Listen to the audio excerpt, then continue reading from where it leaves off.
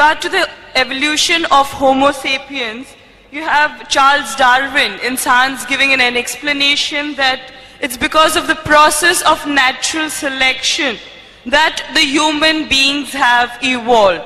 Now seems to be in contradiction with the Islamic belief that we are the children of Adam alayhi salam. Now how can this be reconciled? This is a very important question. No lecture of mine on this topic of Quran modern science is complete without this question. I've given this talk in various places, in Canada, in USA, in UK, in Saudi. Never is this topic complete, never is the question answer complete without this important question of theory of evolution. Charles Darwin. Sister posed the question, how can you reconcile the Quran with Darwin's theory of evolution?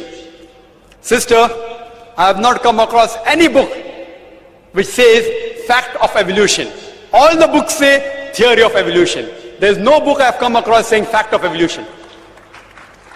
If you read the book by Charles Darwin, The Origin of Species, it says that Charles Darwin went on an island by the name of Calotropis on a ship named as HMS Beagle. And there he found birds pecking at niches. Depending upon the ecological niches they pecked, the beaks kept on becoming long and short. This observation was made in the same species, not in different species. Charles Darwin wrote a letter to his friend Thomas Thompson in 1861 saying, I do not believe in natural selection, the word that you use. I don't believe in theory of evolution because I've got any proof. I only believe in it because it helps me in classification of embryology, in morphology, in rudimentary organs. Charles Darwin himself said that there were missing links. He didn't agree with it. He himself said that there were missing links. Therefore, if I have to insult someone, that if you were present at Darwin's time, this theory would have been proved right, trying to insinuate that he looks like an ape. It's a joke we make. The reason that this theory, in most parts of the world, it is taught as good as fact. You know why? Even I was in school, I learned about Darwin's theory. And even today they are taught. You know what the reason is, sister? The reason is because that if you analyze the church was against science previously. And you know the incidents that they sentenced Galileo to death. They sentenced Galileo to death. Why? Because he said certain statements in astronomy, etc., which went against the Bible, so they sentenced him to death, for which the Pope apologized now. So, when Charles Darwin came up with a theory which goes against the Bible, they didn't want any sufficient proof. An enemy of my enemy is my friend. So all the scientists, most of them, they support the theory because it went against the Bible, not because it was true. They only supported it because it went against the Bible. All the stages we have mentioned, sister, all the stages, Lucy, there were 4 hominids. Science tells us today there's 4 hominids. First is Lucy, along with its guide, the Australopithecus, which died about 3.5 million years, the Ice Age. Then next came the Homo sapiens, who died about 500,000 years ago. Then came the Neanderthal man, who died 100 to 40,000 years ago. Then came the 4th stage, the Cro-Magnon. There is no link at all between these stages. According to P.P. Grasset, in 1971, who held the chair of evolutionary studies in Paris, in the Sorbonne University, he said, it is absurd. We cannot say who are ancestors based on fossils. I can give you a list of hundreds of scientists and Nobel Prize winners who speak against Darwin's theory. Hundreds. If you know of Sir Albert Georgi, who got the Nobel Prize for inventing the vitamin C, he wrote a book, The Crazy Ape and Man, against Darwin's theory. Again, if you read Sir Fred Hoyle's works, he wrote several works against Darwin's theory. If you know about Rupert Stalbert, this person wrote a new theory of evolution against Darwin's theory.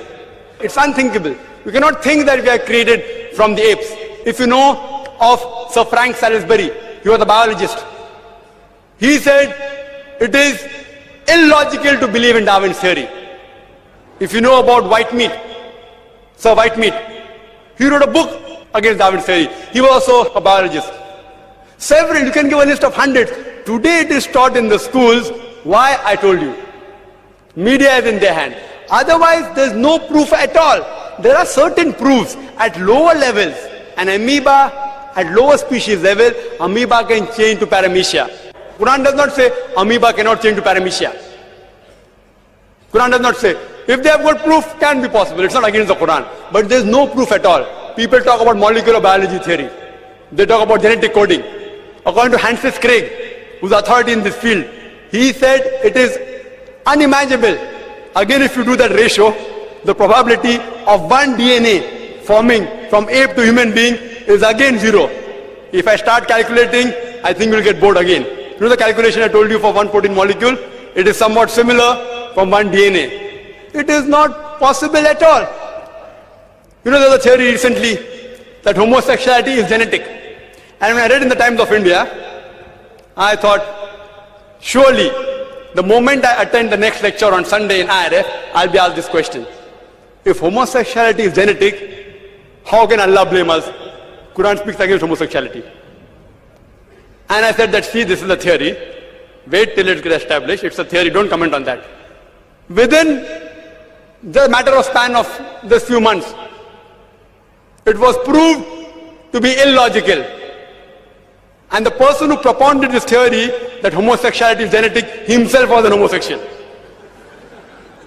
Therefore I said, I'm going to give my talk on scientific facts, not on theories and assumptions. Darwin's theory has not been proven. We have not been created from ape.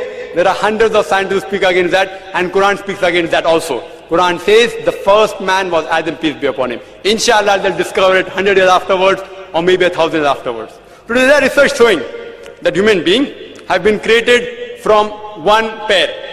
Again, it's just a theory.